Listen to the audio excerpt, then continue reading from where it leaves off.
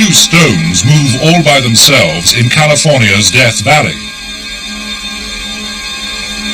Can frogs and toads really live for centuries entombed in solid rock?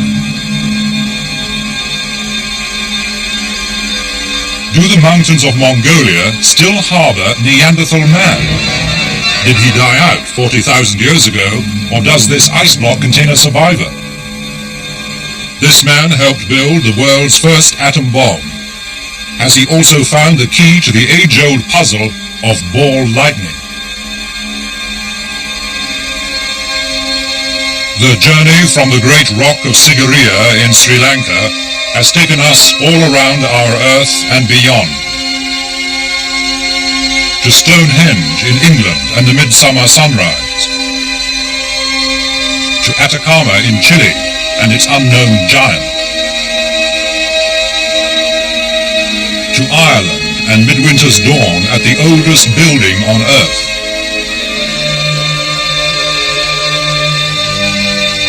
These have been the wonders of the mysterious world.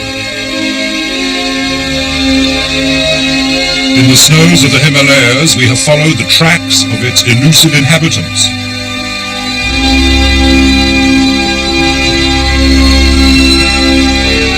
And deep in the forests of North America, caught glimpses of shadowy creatures.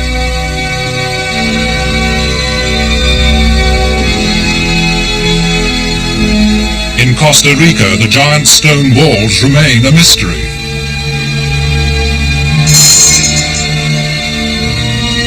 In Munich, the Baghdad Battery is still a powerful enigma. These have been the mysteries from the files of Arthur C. Clarke, author of 2001 and inventor of the communications satellite.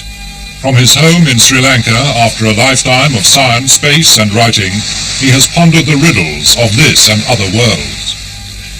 In this series, we've scanned an entire spectrum of mysteries. Some are amusing, some are trivial, some are complete enigmas, some we may even have solved. But they vary wildly in significance. Some, though fascinating, are probably quite unimportant. Others, if we could fathom them, might change our entire understanding of the universe.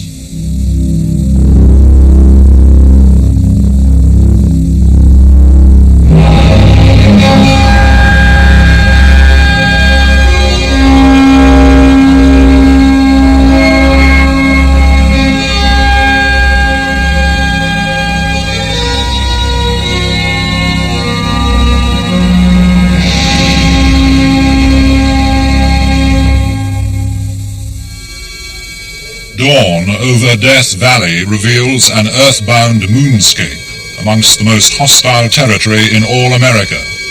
Bitterly cold by night, blistering desert by day. Its only inhabitants are herds of wild donkeys. Yet here, strange tracks keep appearing on the baked surface, left by huge boulders, stones which seem to move under their own power, curving and looping for hundreds of yards and even for miles. The scene of this weird phenomenon is Racetrack Playa, a dried-up lake on the edge of Death Valley. Geologist Dwight Carey, with his new bride, has made the 7-hour journey here from Los Angeles. For more than a decade, he has been trying to find the key to the strange forces which cause the stones to move.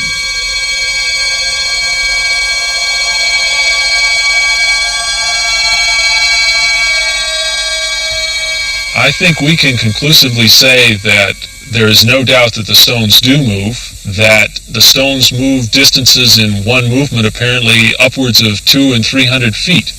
We're talking about stones from the size maybe of your little finger on up to large stones of 600 or 700 pounds.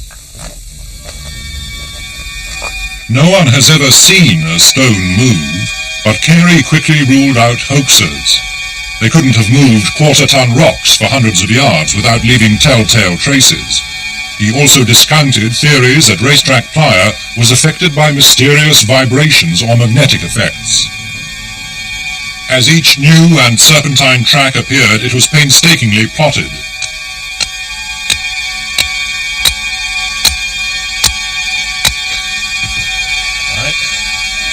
Now we'll stretch it tight. That's 74 feet 4 inches. Carey marked each stone with a stake to measure how far it moved. He painted the corners to show which way each faced. He even built corrals around groups of them to see if they all moved at once. It took him 7 years to formulate a theory.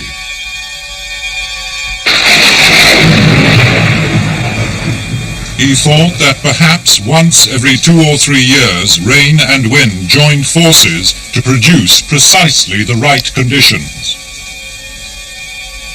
The playa surface is probably rather firm, but contains a thin layer of very slippery mud, possibly with some water standing on top of it.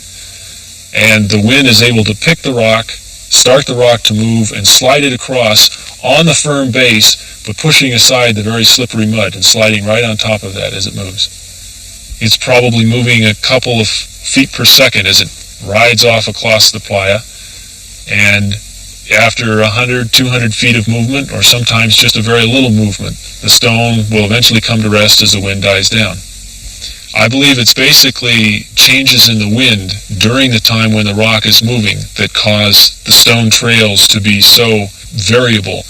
The wind not only being funneled through this area, but the cliffs that protrude out sometimes give a whirlwind type effect, so that the wind is actually whipping around in different directions. Basically what we've done is develop circumstantial evidence that builds to the point of saying wind on a sloppy playa surface is the only explanation we can come up that's legitimate.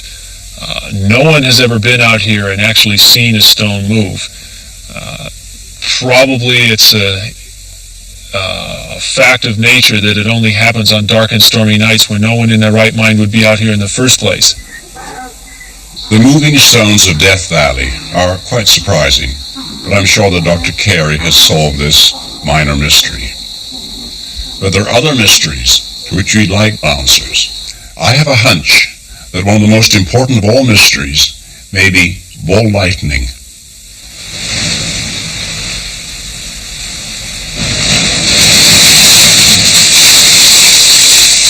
The definitive sighting of ball lightning was the one at Crail in Scotland in 1966. Mrs. Jean Meldrum and her mother were at the beach cafe one August afternoon. I looked up because I heard this noise getting louder and louder, and it was just like a ball of fire. It was like orange in the middle, and it was luminous white round, and it rolled right along the side of the cafe, the wall in the cafe, and it came to the window, and it came out the window.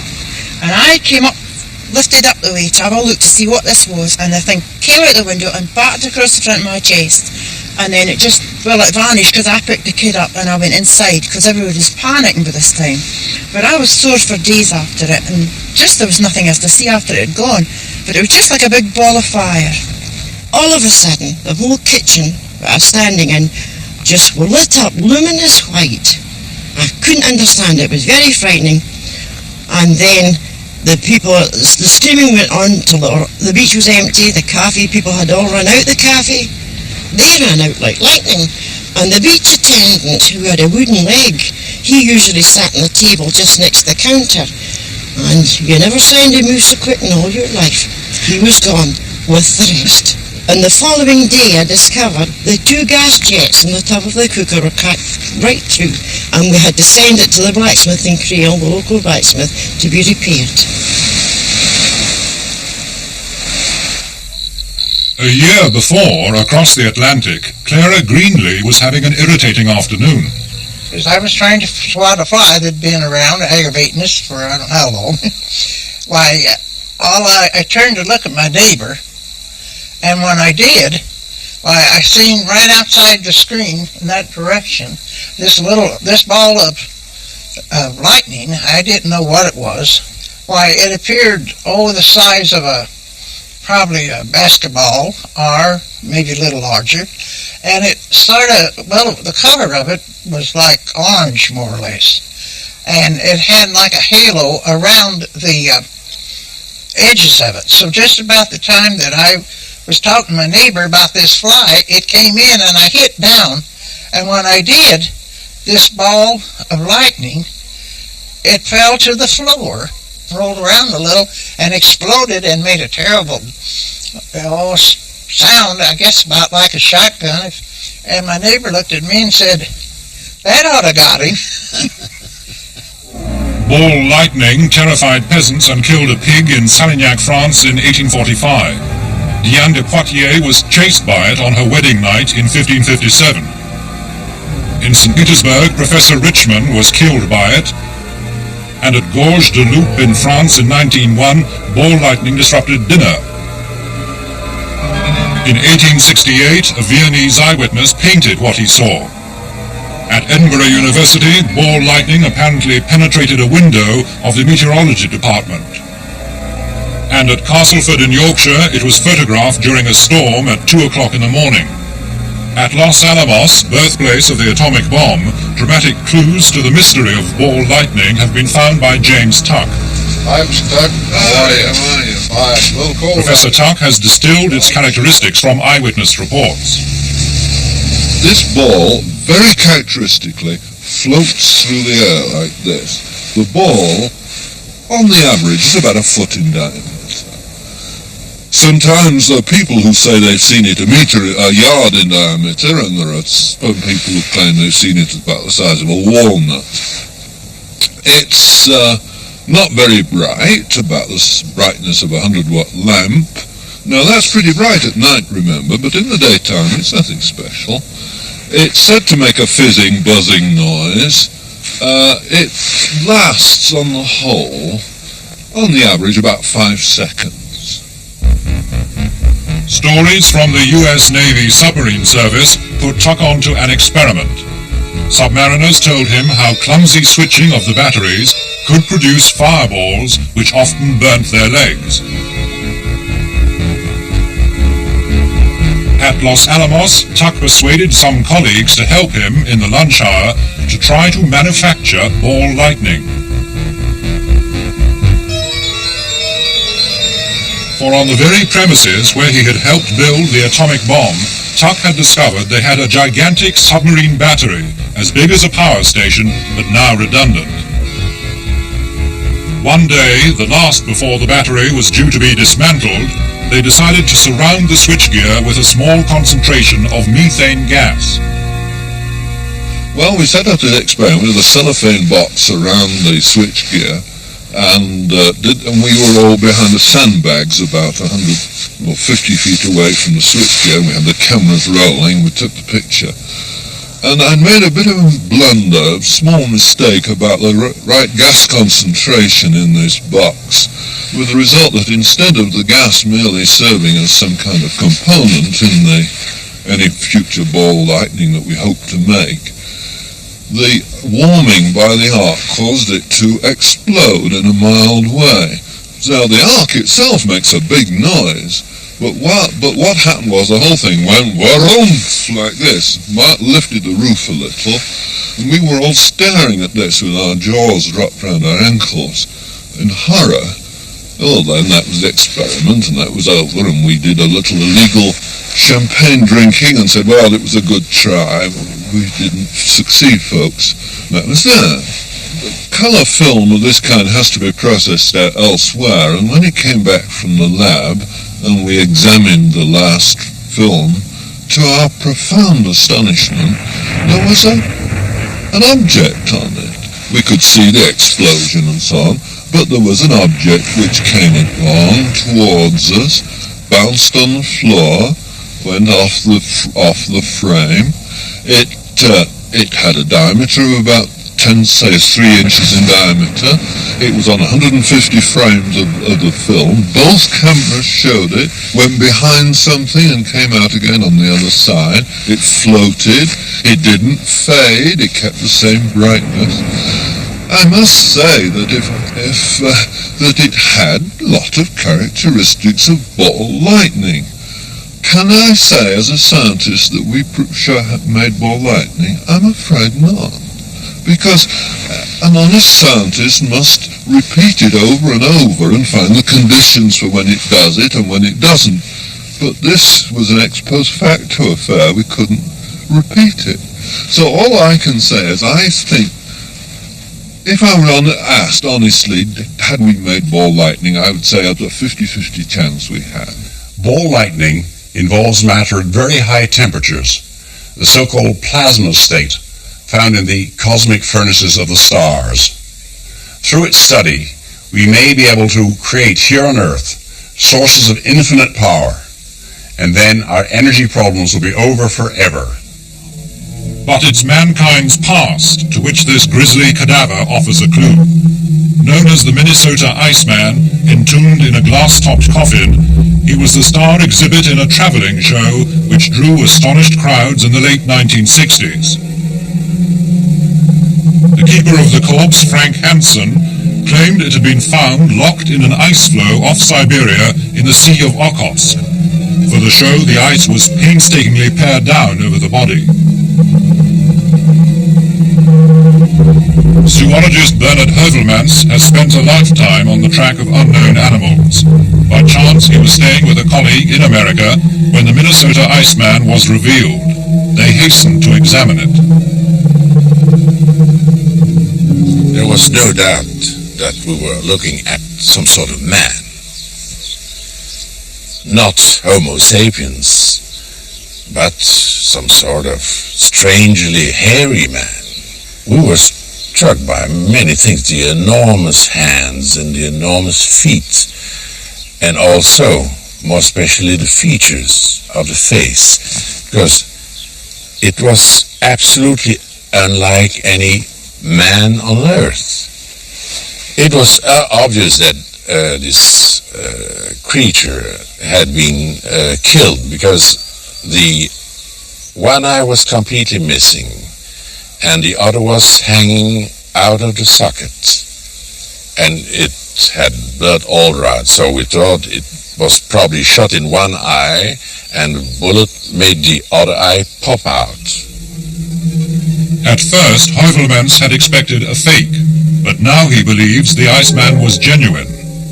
From seeing it, there is no question that the Iceman could be a hoax, a faked dummy, rubber dummy, or what have you, as they told in the press. When you have seen something, we examined this creature for 3 days, very carefully, and we were very suspicious, I can tell you, at the start. But after a while, that was quite ruled out. No, there is absolutely no doubt for me that I have been examining a Neanderthal man, a surviving Neanderthal man. Heuvelmans' account made world headlines with his proposition that the fresh frozen corpse was a Neanderthal, man's closest evolutionary relative, previously presumed extinct for 40,000 years. In the furore that followed, the Iceman was spirited away, and many other scientists claimed that Heuvelmans had been duped.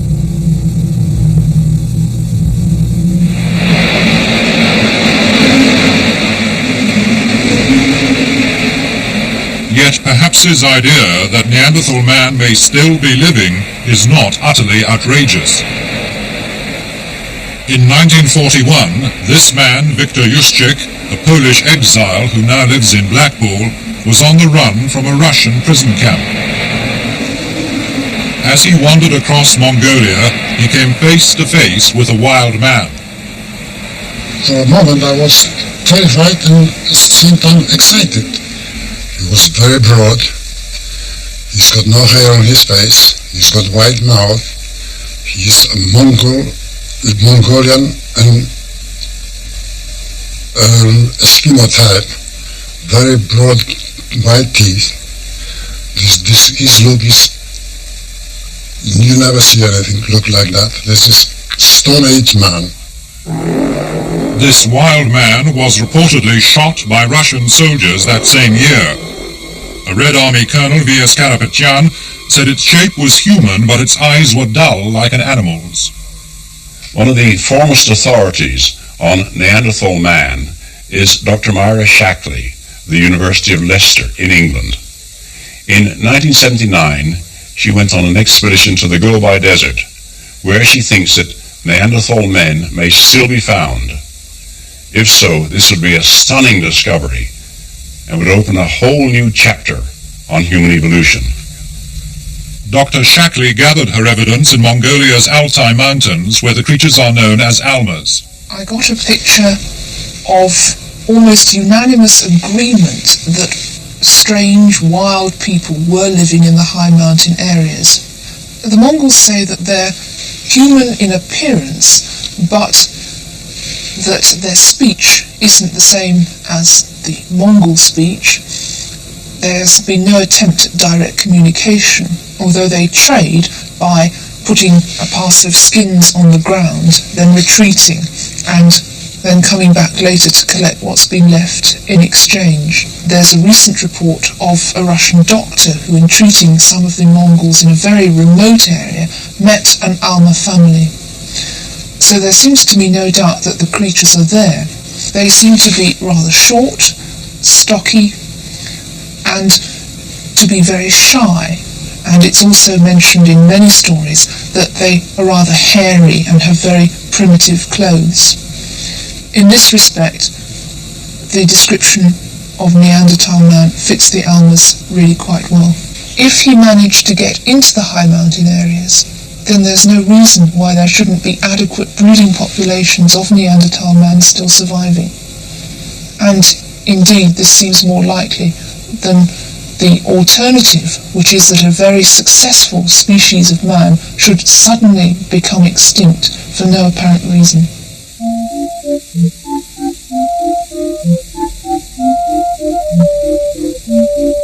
Persistent reports of the survival abilities of another type of creature have brought Dr. Mike Tyler from Adelaide University, Australia, to Brighton Museum and its Cabinet of Curiosities.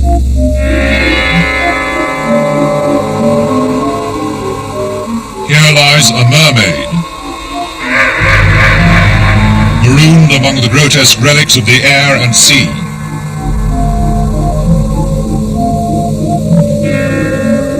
And strangest of all, this rock, which was found in 1883. Inside, in a secret cavity, a fully grown mummified toad.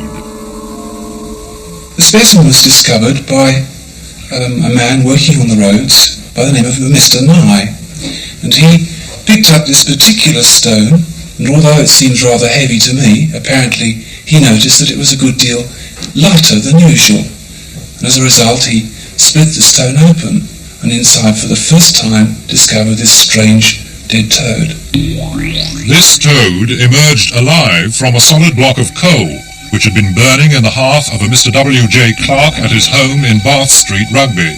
Although it had no mouth and no rectum, it lived on for 5 weeks. Old books like White Watson's Strata of Derbyshire of 1811 contain further reports. At Eastwood Colliery, a toad was taken alive from a coal seam in a fire engine pit, but died immediately on exposure to the air. And at Cowden near Ashford, 2 toads were found alive in a block of marble. In a letter to the Times in 1862, a Mr. Scott reported 2 cases of toad in the hole. One was found in the middle of a 4-foot stone, which later formed part of a plinth in Birmingham Town Hall. Scientific American, as recently as 1933, carried the story of a frog nicknamed Old Rip, after Rip Van Winkle.